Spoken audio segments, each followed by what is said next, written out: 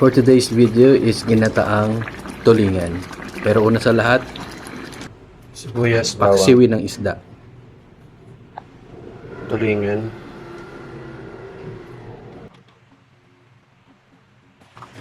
paminta,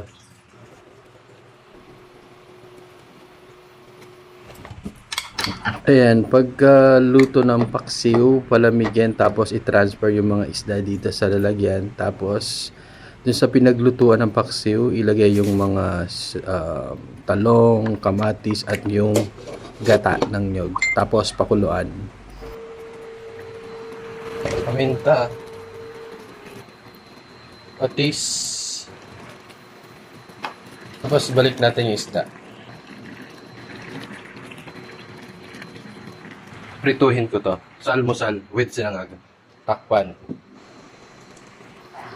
So, pag ganyan na siya, baliktarin lang yung isda para ma-even yung pag-cooking niya sa kabilang side. Tapos, ilagay na yung siling haba. 15, mga 15 pirasong kalamansi na maliliit. Grabe, extra rice talaga kailangan ito. So, tikiman time. So, habang mainit pa at bagong luto yung sinaing, kumain na tayo. At syempre, habang bagong luto pa, kain na rin tayo. Unahin natin yung paborito na malasang part, ulo. Ganito yung gusto ko yung sa talong, yung parang durog-durog.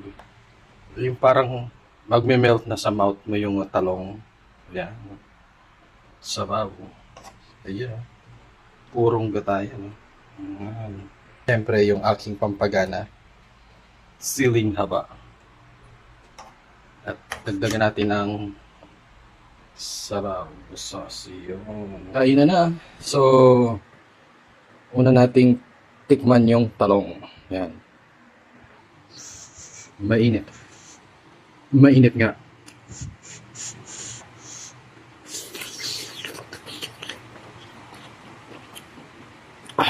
Malasa. Tikman ulit natin yung talong. Yung.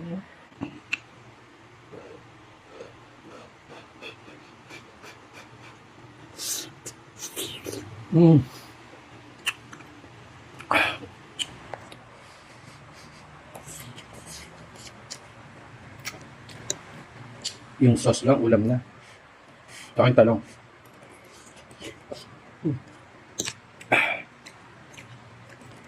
Unahin natin yung mga gulay.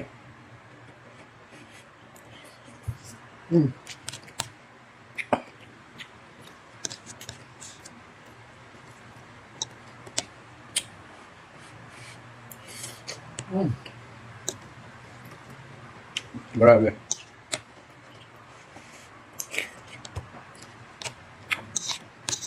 Ngayon lang yata ako nakaluto ng tama. Sa gata. Nakuha ko yung lasa. Ay tayo.